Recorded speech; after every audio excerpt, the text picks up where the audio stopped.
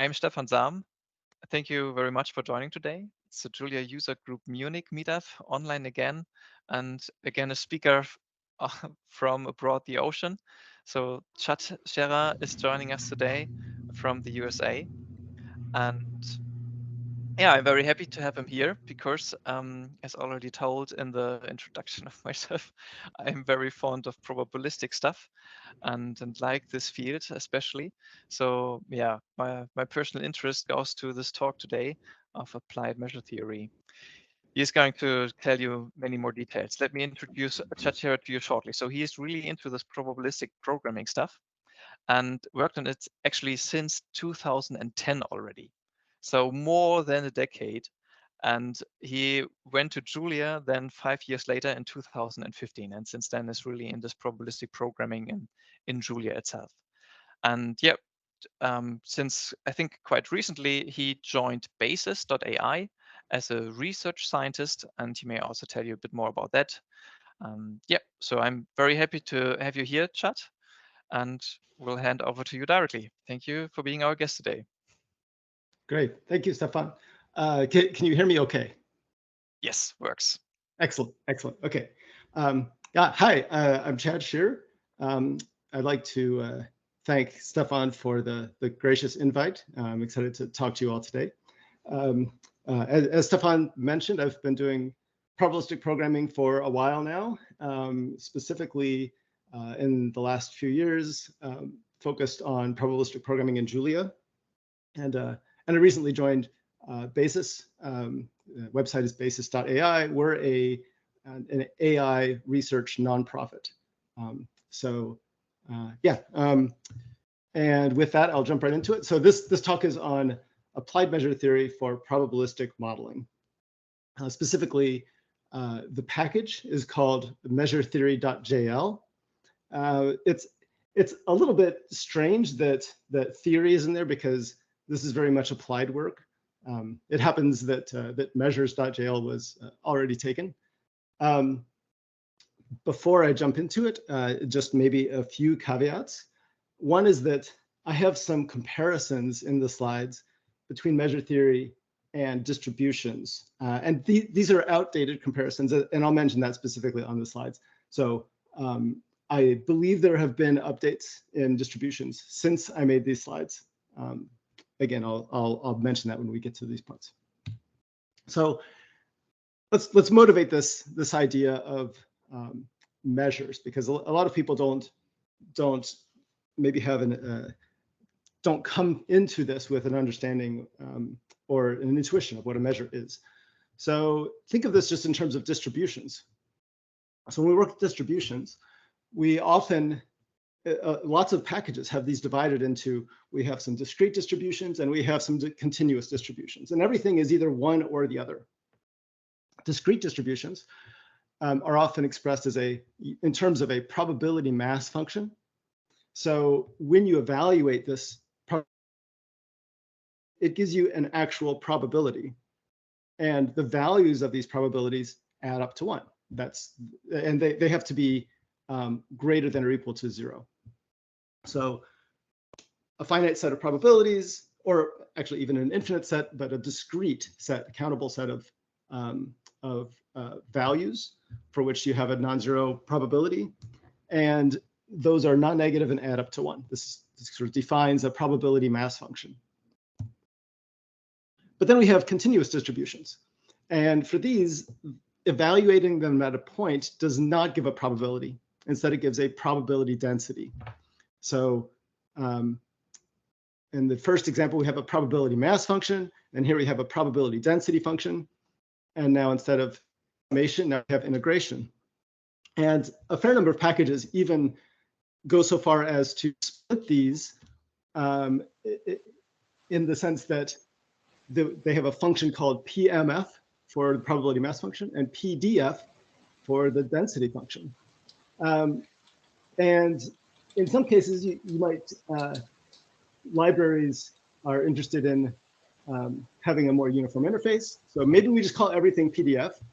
And then, well, that seems kind of hand-wavy, which you can argue actually against, because the PDF, you say, well, everything is really a density. It's just a density with respect to counting measure.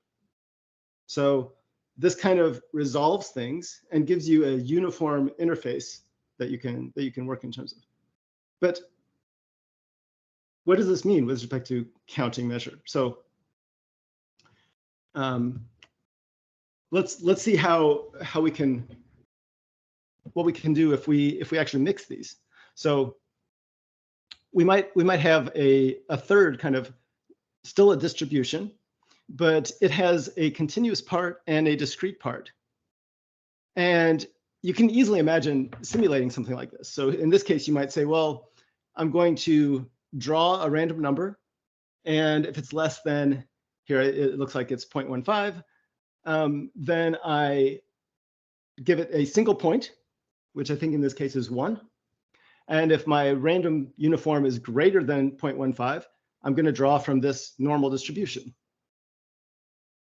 So this is perfectly valid in terms of a simulation, but it's not something that a lot of distribution-related packages will even allow you to define.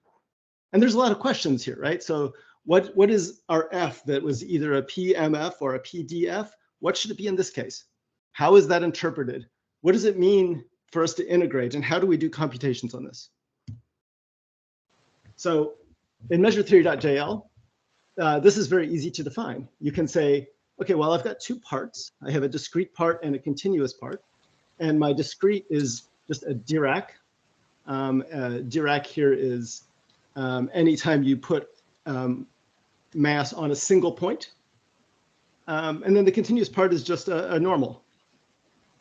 And then you can define M as this mixture. This is just a convex combination of these 2 measures.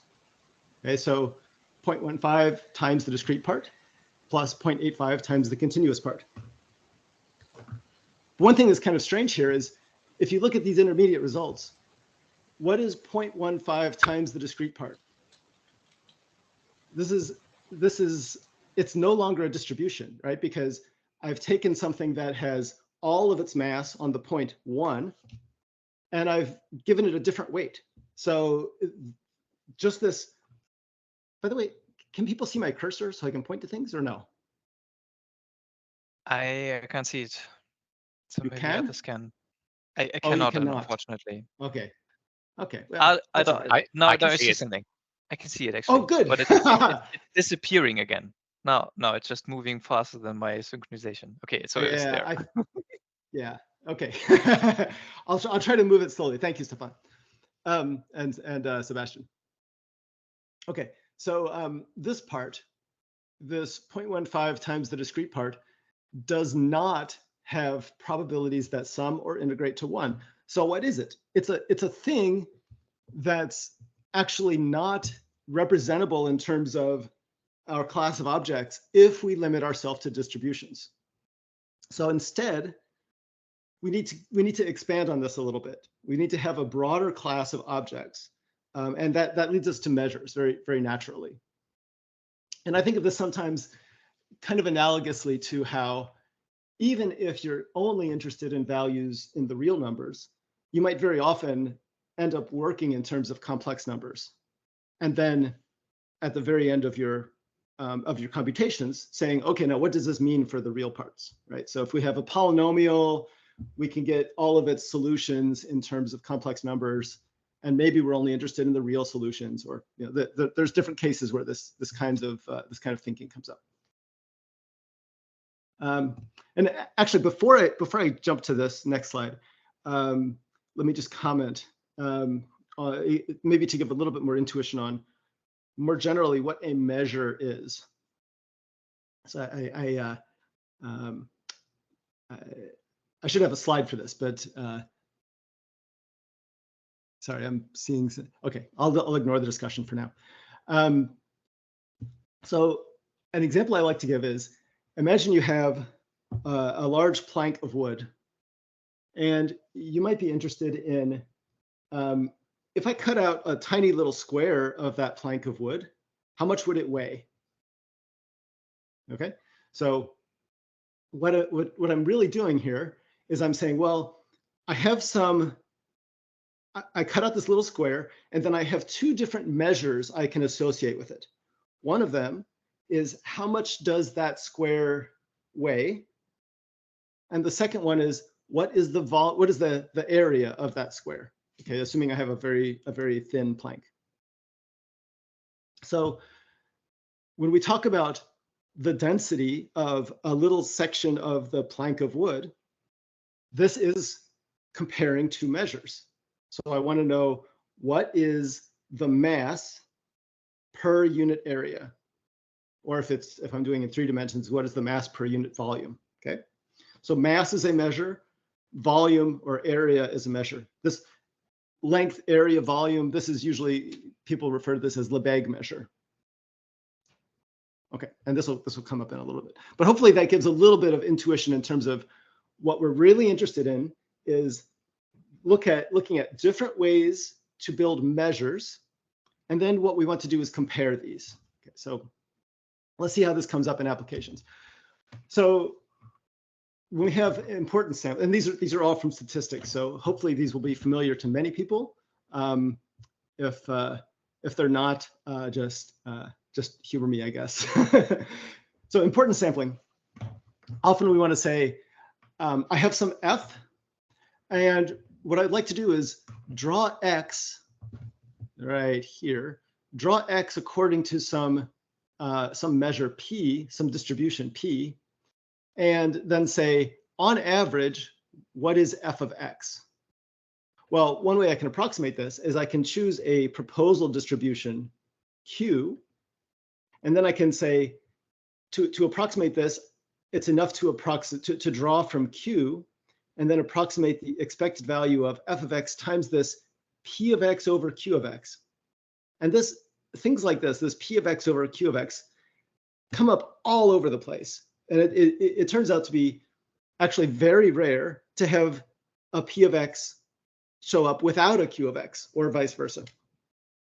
So when we're doing computations, what comes up very naturally in lots and lots of different situations is this ratio of two different measures. Okay, and this is a density. And here's another example. If I have some p tilde, but maybe it's unnormalized.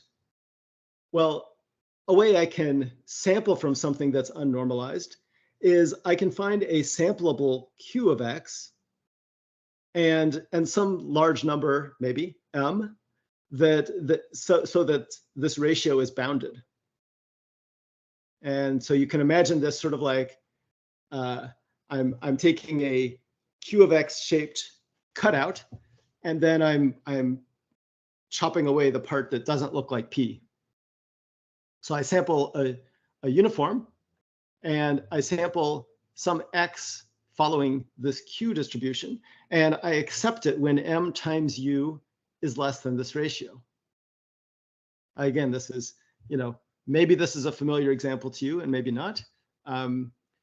If it's not, it's maybe enough to know that like this is yet another case where this sort of ratio of densities or ratio of probability functions in some sense comes up.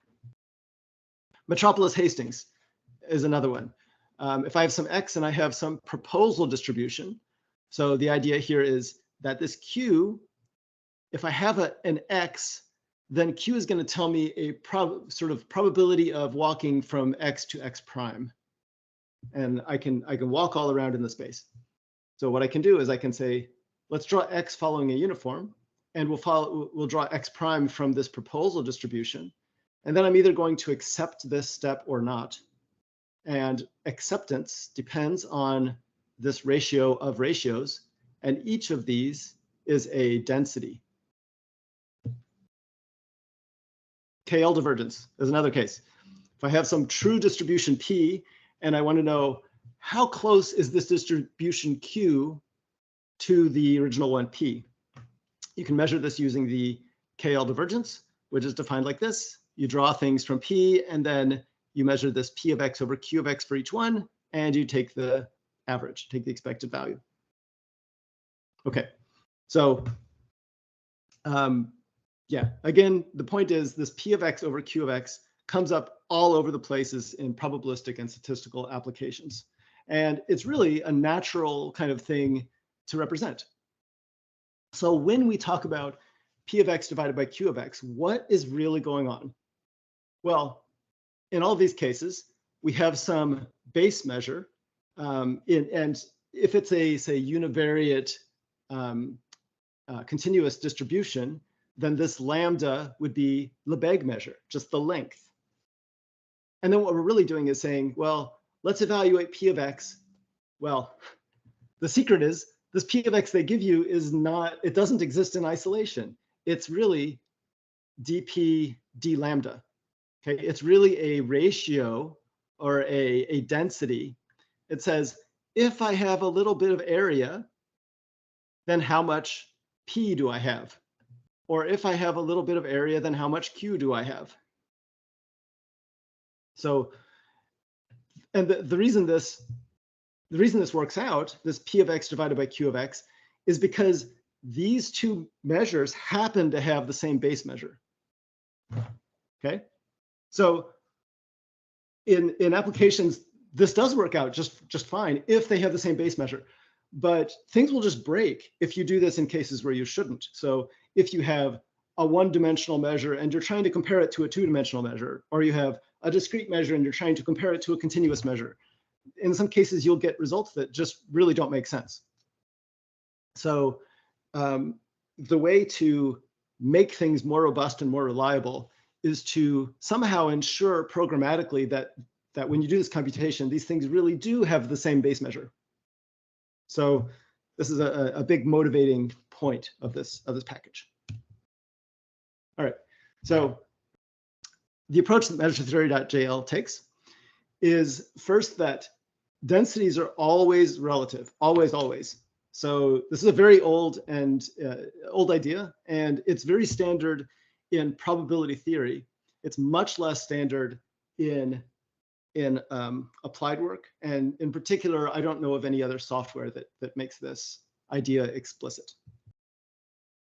And this turns out to have some computational advantages.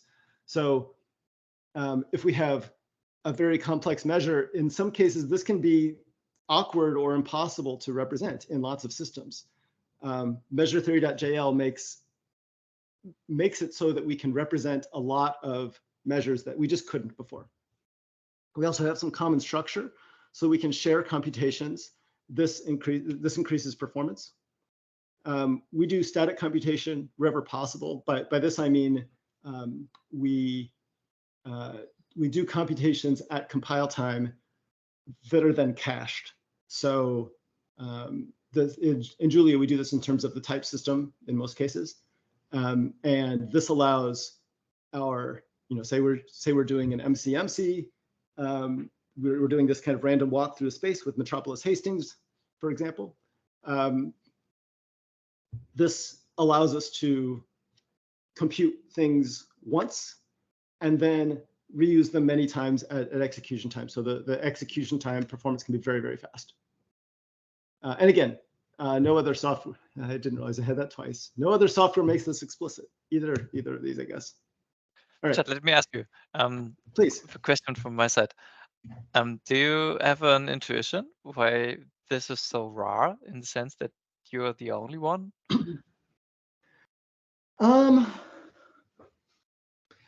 I think it's so there's this okay, I'm gonna forget what the quote was. There was this quote that from a physicist that says, very often when there's a significant leap, it's not a big leap in theory, it's a big leap in tools. So I think it's natural for tools to start out very simple because we're limited by our computational frameworks. So as our computational tools become more complex, more robust, and generally more capable, we're able to express things that more closely match the underlying mathematics without sacrificing performance. And it's a big ask to say, like, I want this thing to have very good performance and also to accurately represent the mathematics as closely as possible. Is just, you should never expect that in the first few generations. So, if you look back to, let's represent distributions in terms of Fortran, it would be very complex to do something like this in Fortran, to say, we want to work in terms of relative densities, and we want to do some of this computation statically. I think more recent programming languages like Julia have a lot more flexibility in these terms. And that's not to put down Fortran. I know that's very popular, and a lot of people use Fortran and love it. At least early versions of Fortran, which is kind of what I'm talking about here, had some of these limitations. Does that make sense? Yeah, thank you very much. Yeah. I'm very happy to have asked the question. Yeah. Oh, good. Yeah, and I'm very open to questions as we go, or however you usually do this. So. Yeah, so I also already wrote in the chat, so you're welcome to just ask in written form, and I will raise your voice by repeating it then. Or That's if perfect. you want, as already done, people can also kind of just unmute themselves and ask directly, if that's fine with you, chat. Great. So yeah, perfect. That's great. Thank you. Okay, so let's look what this actually looks like. So in measuretheory.jl, the way we set things up is that every measure has a base measure and then a log density def. So this def is, this is the definition of the log density. So as I said before, densities are always relative. So when I say a normal has this density, minus x squared over 2, what does that mean? Well, it's a density relative to its base measure. So its base measure in this case is Lebesgue measure, so just length, weighted by this static value. Okay. So yeah, so let's look at what actually happens. So if you call log density of this normal at this value 1, what happens? Well, a normal 5, when you just type normal 5,2, it will construct this normal object. But then the underlying computation says, well, this is really an affine transformation of a standard normal, okay, with mean 5 and sigma 2. Sigma equals 2. So now let's evaluate the log density of this at this point 1. So we start with this, we're going to have this L that we accumulate. And our first step is going to be, we're going to add -2 to this. Okay. And again, that's the densities or log densities are never absolute. They're always relative to something. So in this case, this L that we've just computed is relative to its base measure. So let's look at the base measure. Oh yeah. And we of course have to check that it's in the support. So it's in the support, we're good. So we keep going. What's its base measure? Well, there's this term that pulls out, just as I said earlier, this static value. And now instead of being an affine transform of normal, it's an affine transform of Lebesgue measure. So now we evaluate its log density again, and we add that. And then we take its base measure. We continue this. So, okay, so now its base measure, well, this has a log density of 0. This 0.5 just gets pulled outside. So the log density is the log of 1/2, which is this. And then finally, the base measure of this weighted measure is just Lebesgue measure. And what happens next? Well, if I take the base measure of Lebesgue measure, I get Lebesgue measure again. Okay, so this base measure has a fixed point, which is Lebesgue. So once I hit the fixed point, I know that I'm done. Now, if densities are always relative, then why do we even allow this normal 5-2 without specifying the base measure?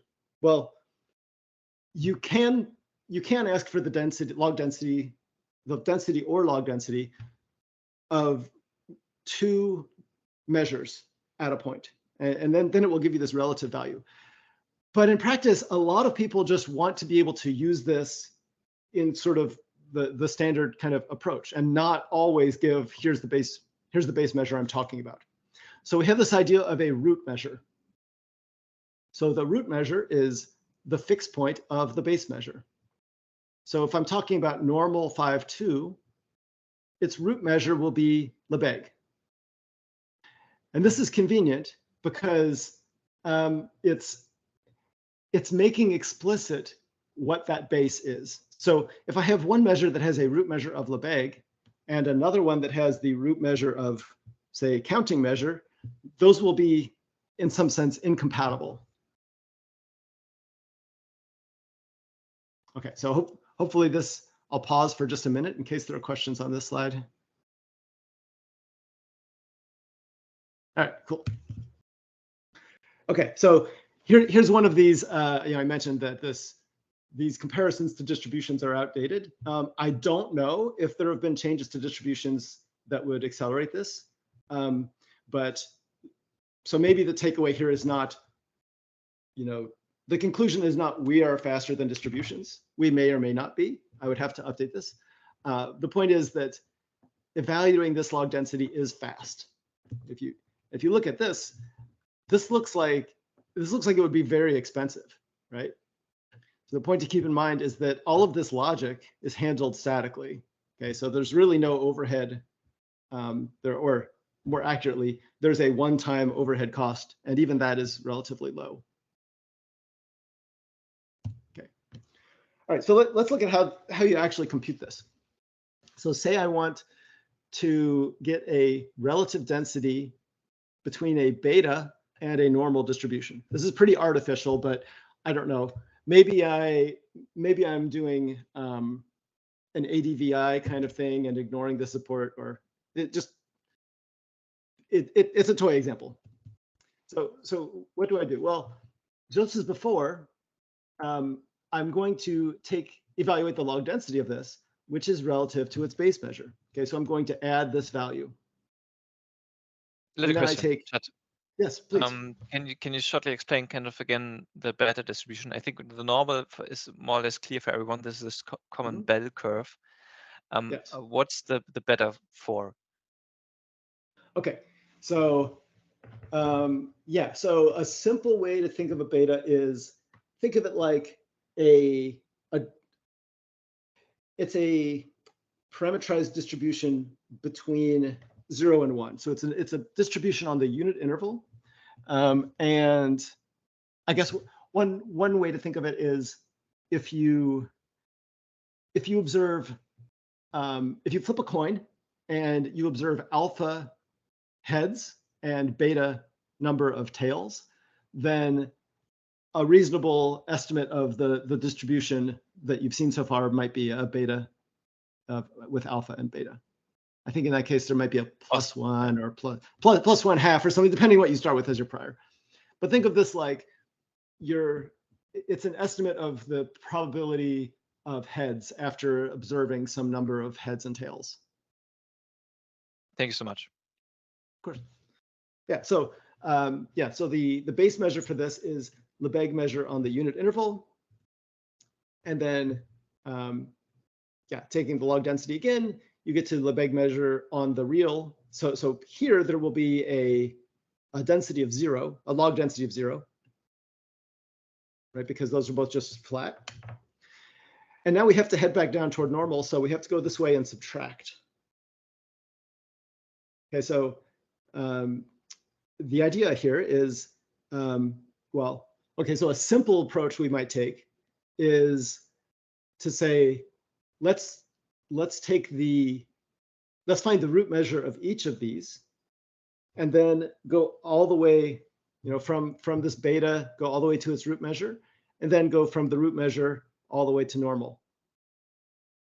that works when these are the same, and it doesn't work when they're not. I should mention here also that in practice, we may not need to take all of these steps, right? Like maybe I know explicitly what this density is between Lebesgue on the unit interval and 1/square root of 2 pi Lebesgue on the real line. Okay, so maybe I could jump across earlier, or maybe I even have a specialized method that says, here's what the density is of a beta relative to a normal. So in practice, what we really have is we say, we statically build the sequence of all of the, we call the base measure sequence. So starting with this beta alpha beta, we get the sequence of base measures, and then we get the sequence of base measures of the second measure that we're comparing to. And then what we want is to take the smallest number of steps down each of those before we can jump across. So this kind of bridge, in this case, it's just, there's nothing to it. We just go all the way to the root. But if I added a specialized method, I would want to sort of discover that statically and also automatically. And we do all of that. So you can add, so for example, if I compute the density between two normals, the naive approach would be to work in terms of this Lebesgue root measure. But we have an optimized method that just lets you go directly between two normals. So that helps a lot with efficiency. Okay, now we're going to talk a little bit about some of the kind of front end niceties that we have. So if I have a normal 0, 2, one way I could write that is just normal 0, 2. But sometimes it's really nice to be able to use different parameterizations. So there's lots of ways to parameterize a normal. Here are some popular ones. I could give a mu and a sigma. I could give a mu and a sigma squared. I could give a mu and a tau, where tau here is the inverse of sigma squared. Or I could give a mu and a log sigma. This has the nice property that these are both unbounded. So there's good and bad things about each of these, and it really just depends on the application. But in measure theory, we have flexibility to allow any of these. And if you don't specify names, you'll just get this normal 0, 2, normal, the mean of 0 and a sigma of 2. But you can, we have some Unicode variants, we have some variants with names, or even the spelled out parameter names.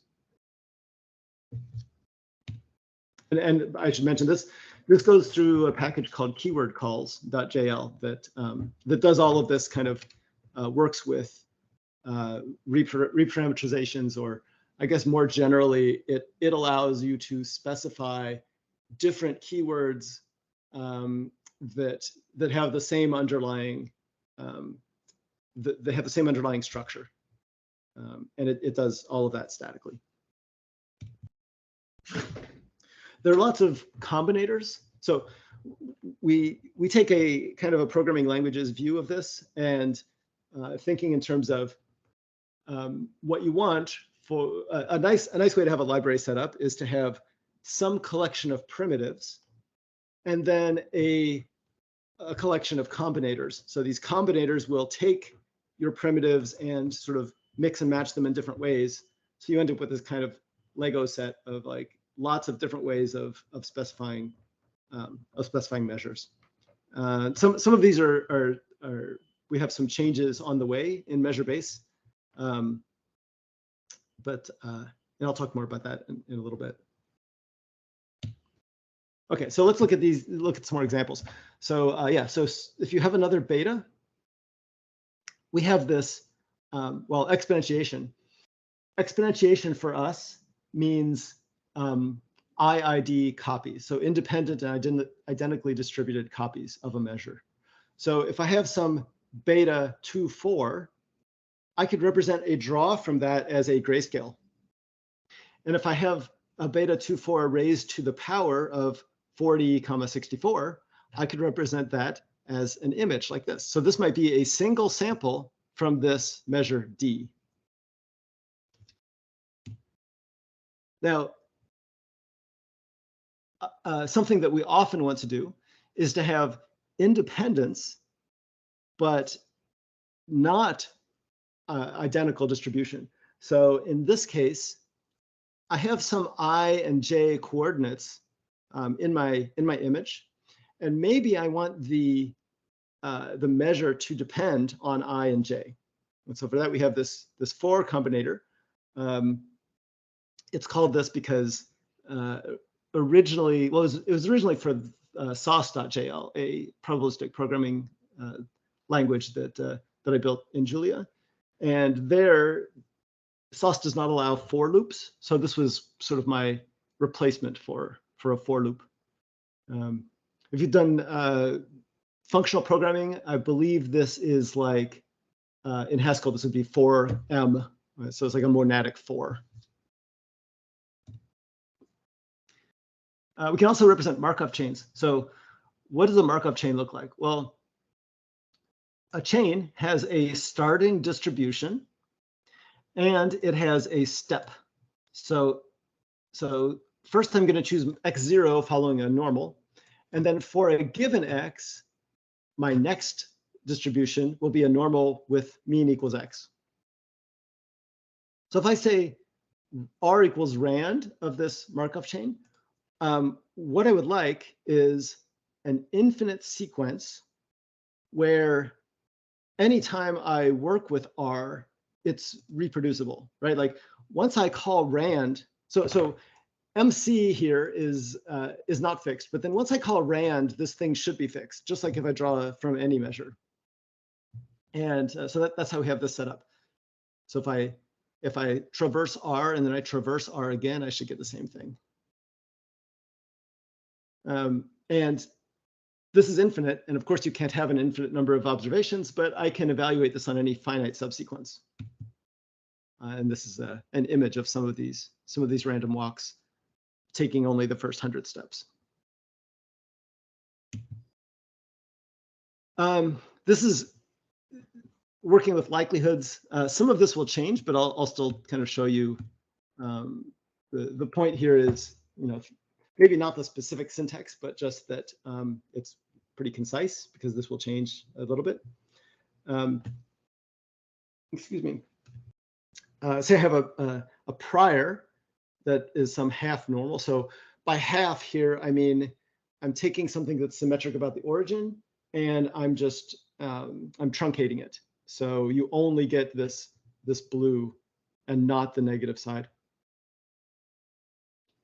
And then maybe my observations, I have 10 observations, each of them following a normal with that standard deviation.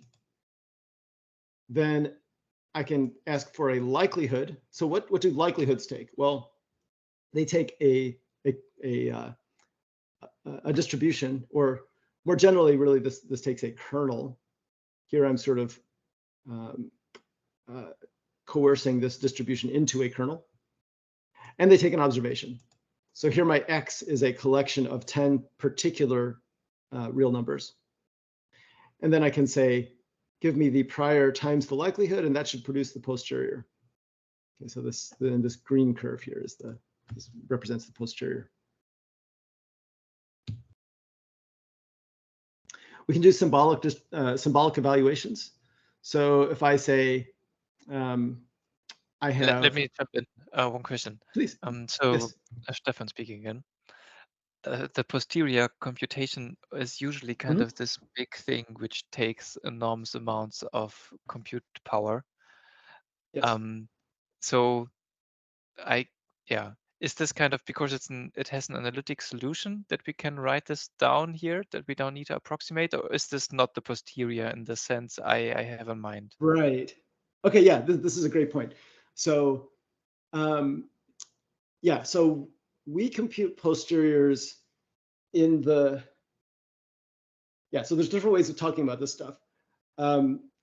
If you work entirely probabilistically, it's and if you look at the theory, what you see very often is the posterior is the prior times the likelihood divided by the evidence. That's a normalized posterior. sorry, yeah, if you divide by the evidence, that gives you a normalized posterior. But in practice, we almost never know the normalizing factor, right? So the way people work with this in practice is they take the prior times the likelihood without normalizing it, and they still call this the posterior. And if you call them on it, they say, well, it's an unnormalized posterior. But very often you'll see code that does things like, given an unnormalized posterior, I want to have some Markov process that approximates samples from this. Yeah. Okay. Perfect. And Thanks. yeah. So also the plot is just by chance kind of normalized.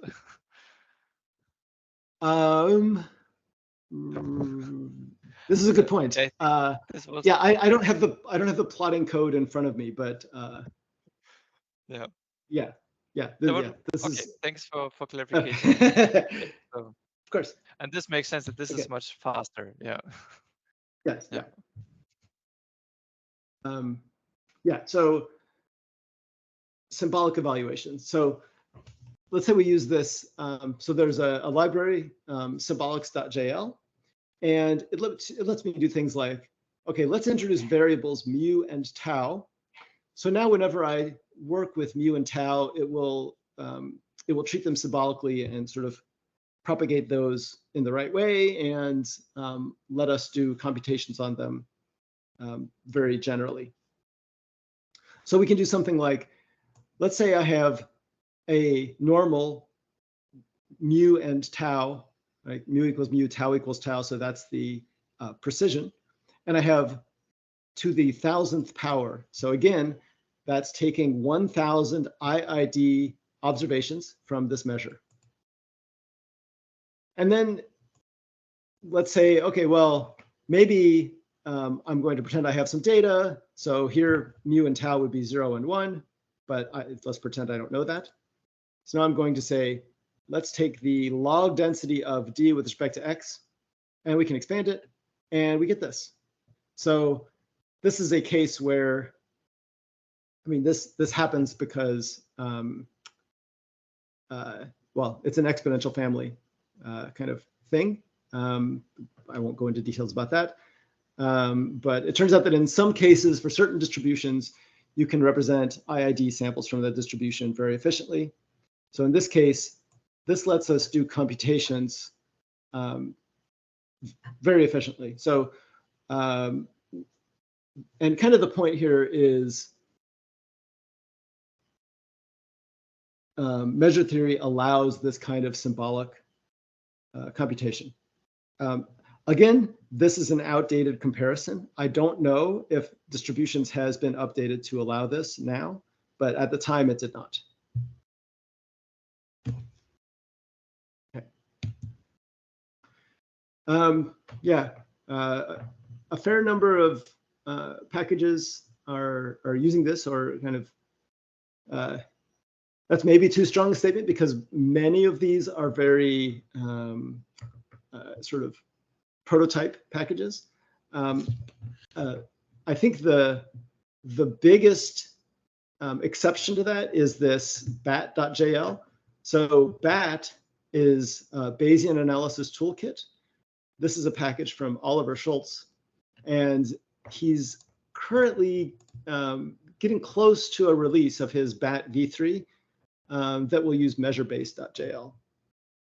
So that's very exciting, because there's lots of nice inference methods in BAT. It has a fair number of users from the physics community. So yeah, this is very exciting. And that's all I have. Thank you very much. And of course, if there are any questions, I'd be happy to answer. Thank you very much, Chad. Yeah, so someone's already typing. I have actually a question in the back of my mind, more theoretic, so how you implemented it, but maybe let's wait. Okay. Okay, so then maybe one question to this overview you showed us this in the slide before. So you built this one? library which kind of gives a base for doing probabilistic programming, or giving a foundation to probabilistic programming. But Right. as you mentioned, there's still a way to go until this is really kind of the base. Can you kind of explain a bit what is the current landscape in this probabilistic programming in Julia, and what are kind of the key steps until something like this could really become a common base? Oh, I see. Yeah, so there are, okay, so let's see. Currently, lots of packages. I think the most common approach in probabilistic programming, or maybe in the Julia ecosystem in general, kind of the default that people tend to use is distributions.jl. And this is a very mature package. A lot of work has gone into it. I think one of the challenges with distributions.jl, and it's not really specific to distributions, but it's that it is a very mature package used by very many people. And when things reach a certain level of maturity, it gets more challenging to make changes. So I think it's distributions has this sort of things are either discrete or continuous.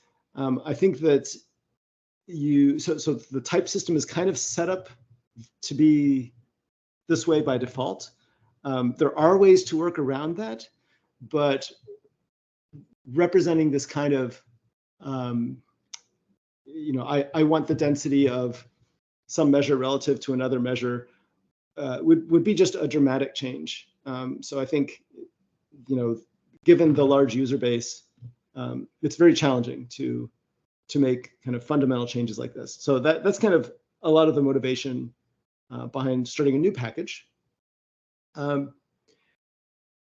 Another approach that some groups use, for example, if you look at gen.jl, they have their own kind of distribution. I'm not sure what they call it, but it's a collection of distributions with some different methods on them that's kind of set up specifically with the kind of functionality they need. But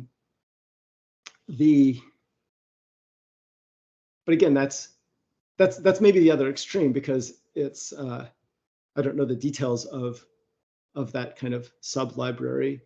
But my understanding is it's not intended as a general purpose representation. That I don't see people encouraging others to use that outside of Gen. So the idea here is to have something that works in terms of it should be very flexible and easily extensible with also good performance. Yeah, so the intent here is really to provide a package that can be used more broadly,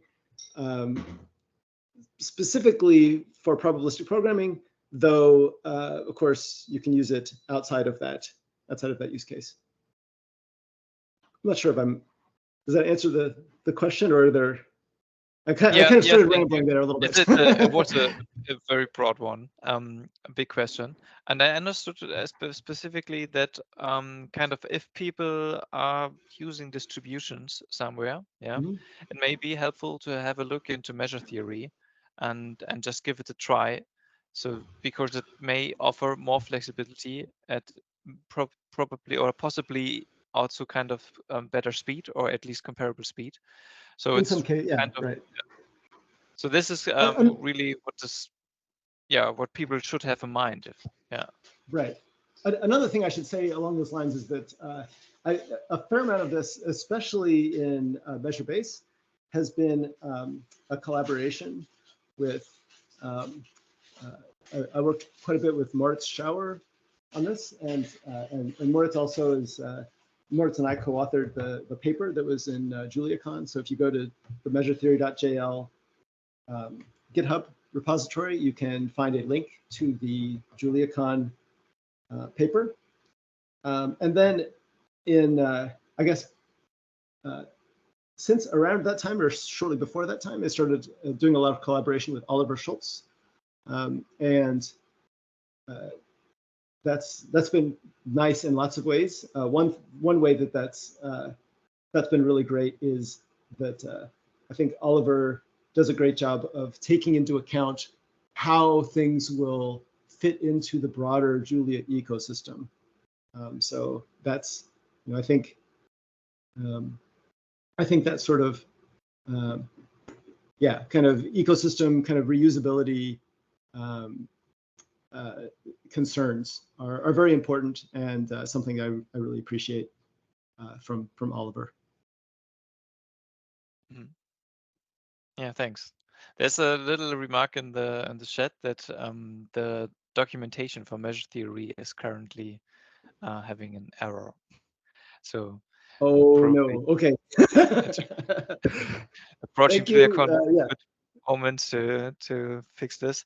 But the GitHub works. I just shared it. So yeah, and I guess this is the perfect motivator to so that the next days the documentation is also again there. Yes. Yeah, we're also, as I mentioned, doing a lot of updates in MeasureBase. This is currently driven mostly by Oliver, but those updates with, I think, a lot of improvements will need to propagate to measure theory. And then also we want to consolidate our documentation so that we have the measure theory and MeasureBase documentation in one place that's easily accessible. So yeah, I think you'll see some updates on that coming soon. Cool. Anyone, some questions? So please feel invited. I have another one, but I also want to open the stage for interested people who just have kind of this one or other specific question. Anything is highly appreciated. Hello, can you hear me? Yes. Yes. Yes, Philip was here. Yeah, actually, my mind has been lingering in one of the first slides. If you could go to the slide where you introduce this mixture model, and you make yes. So here the M is something that can also be represented as a distribution, right? So what's the what's the win with the measure theory? Right. So I think a big question that would be difficult. So it is a, when you say a distribution, so it gets a little confusing, right? Because the terms are overloaded. Is it in the lowercase d or capital D distributions.jl sense? I think you could define this. Certainly, it is a small d distribution because the probability density integrates to 1. Mm-hmm. I don't know. I think you could represent this using distributions.jl, but there are still challenges, right? Like, so certainly you could define a RAND method, but then when you define log density, how is the log density defined? So this, I think, is tricky. So it has to do with the further computations that you need to do, rather than just sampling it. Yes. Yeah. So for us, so this is a sum, right? It's a superposition of measures, and the density, by default, the base measure of a superposition is the superposition of the base measures. So this makes it very, very easy and very natural to work with the log density. And this idea of, you know, if you're working with this without specifying the base measure, it gets very confusing, right? Because if I evaluate this at 1 and I get a value of 0.15, and I evaluated it, I don't know, 4.8 or whatever, and I get a value of 0.15, does that mean that this point and this point are the same in some sense? I mean, they're clearly not, right? Do you see what I mean? I'm struggling a bit. Sure. So if I evaluate the density at 1, I'll get a value of 0.15. Yeah. There's another value, and maybe it's 4.8 or 4.9 or something, where if I evaluate it, I will also get a 0.15. So if we ignore any sort of concerns of base measure, it might be easy to conclude mistakenly that the structure is similar at these 2 points, but that's clearly not the case, right? Yes. So when you compute the log density, yeah. So the point here is, you know, certainly simulation it can be represented relatively naturally, but in terms of computing the log density, this is a case where there's some sort of, it's a little bit pathological unless you talk about specifically representing the base measure. But it turns out that when you represent the base measure explicitly, then the computations just sort of work, because that structure is encoded in the information of the base measures. Okay. So I know that distribution.jl, they also have a mixture model thing, Mm-hmm. but probably what you're suggesting is that in the measure theory, you can be more flexible, because I think the distribution.jl mixture models has some restrictions on what distributions how many you can combine together. It's my impression. Okay. But in measure theory, probably there is not. Right. Yeah, I don't. I haven't done work with mixture distributions in distributions.jl. So yeah, I'm not very familiar with it. What I can say is that if you only represent things in terms of a log density function, then there's not a natural way to encode the fact that I have a point mass at this one location, right? So the semantics of the log density, you know, without specification of a base measure, the semantics of the log density become really unclear. Yeah, I see. Yeah. Okay. Yeah. Thank you. Mm-hmm. Thank you very much for the question. There have been 2 questions in the chat meanwhile. The first one is asking whether you can think of existing libraries or future libraries that they could be designed in such a way that measure theory could really be a drop-in replacement for distributions. What do you think? Is this possible? Actually, It's a good question. I don't think we're there yet, but I know this is something that Oliver in particular has brought up, and I think we're making progress in this direction.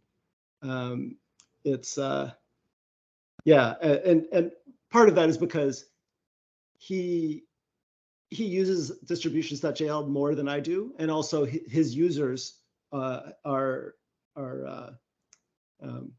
already comfortable with it. So from my view, I mostly have sort of switched over. Oliver has put more time into thinking about how this fits into the ecosystem in general. So I wouldn't say that we're there yet, but it does come up in our discussions, and I think that it's something that we're making progress on, and I think that it's it will only get easier from this point. And some of this is because of that work and that consideration. Some of it is, I think, because of things like Julia 1.9 has this concept of extensions that makes things more flexible, and so you can structure packages in a nicer way without the dependencies getting quite so heavy. So this helps, I think, a little bit in kind of unifying things. Awesome. I haven't looked into it myself. Yeah. Okay, so the Yeah. next question is, I hope this answered your question at least kind of, yeah, somehow. Yeah, I think this is a yes. So the second question is very specific. I myself wouldn't be able to answer it. It's about system models. So the question is there a Julia package similar to the Bayesian tools R package that is designed to calibrate system models? So Stan and Turing come to mind, but it seems they do something different. Yeah, Not sure whether you can I answer that don't know. question. I'm sorry, I don't know offhand. To calibrate system models. Yeah, I don't have a good answer for that. I'm sorry. Okay, so me neither. But thank you for the question. I hope we can answer this somehow. So reach out to Julia users. I think you can ask questions on the Slack, but also on Zulip. Yeah, the discourse So is also very good. discourse itself, yeah, discourse is a bit more asynchronous. Probably a good place actually to place this question. Yeah. And also people respond very, very quickly, even if a discourse is asynchronous. Chances that you get an answer soon is very high. Right. There's a question about your other packages, ZOS and tilde, or maybe Yes. they are pronounced differently. So what's the No, future that's right. of these? And do you see That's a measure good. theory being used in mainstream probabilistic programming languages anytime soon? Two questions, but Right. So yeah, so these are great questions. Yeah, so there's some uncertainty around those. I think so. Working now at Basis, we do work on probabilistic programming languages, and I think this has been a recent thing for me, just over 6 months. But I think that as things move forward there, I think that there will be some developments that will be interesting. I don't think that it will be sauce or tilde as such. The goal is more to learn from those experiences and to extend something in more of a direction that, again, is, the goal is always sort of build something very flexible and expressive that also has a clean syntax and also has very good performance. Yeah, so I think the benefit currently, the benefit of those is sort of the experience and kind of lessons learned, and my hope is that that at Basis we can take full advantage of that, and that we'll have some exciting developments on the way. So we hope to see a ZOS 2.0 in the future, or yeah, probably some other name, but yeah.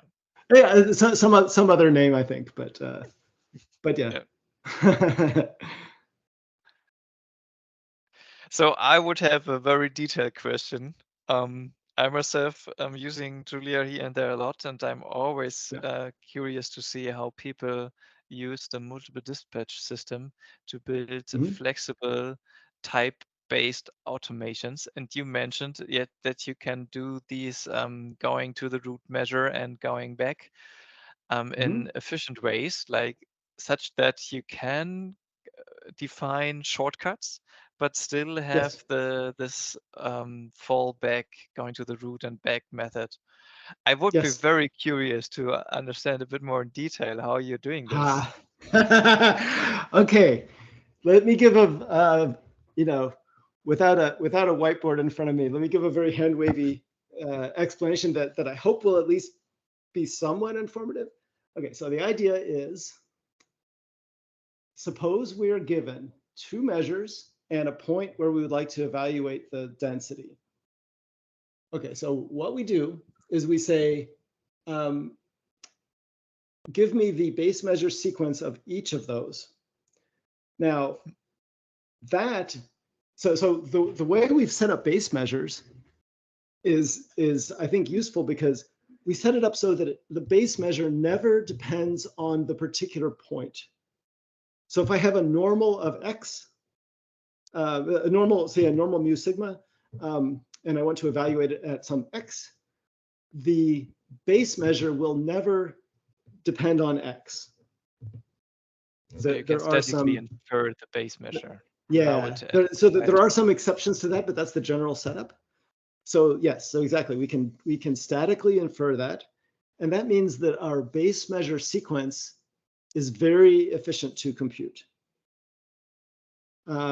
Yeah, so then what we can do is we can write a generated function that says, given my two base measure sequences, what would I like to do? Well, I would like to check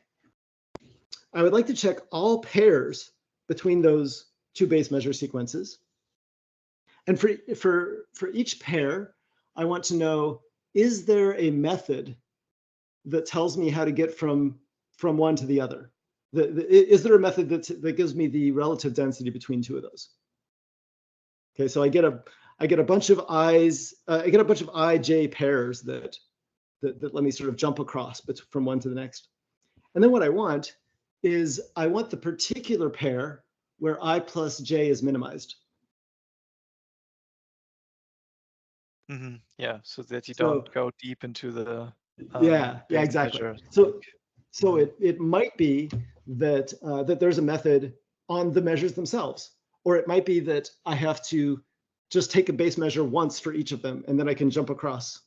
But putting this in a generated function, yeah, it gives us a very nice way to do this and get that result statically. I see. Okay, yeah, the generated function gives you all the power to decide. Yeah. I may ask you a follow-up question offline on this one. Yeah, of course. because Yeah. I experimented also with generated functions here and there, and will benefit from your experience. Okay. Sure. Cool. Any other question? So I think this was already very, very informative, and Great. we also had a couple of very good questions. Great, thank you, and thank you again for inviting me, and thank you all for attending and for the great questions. So thank you also from my side, then stopping recording. So I wish you all a lovely evening. Thank you for joining, and you chat a lovely day. So thanks. You too. See you, JuliaCon.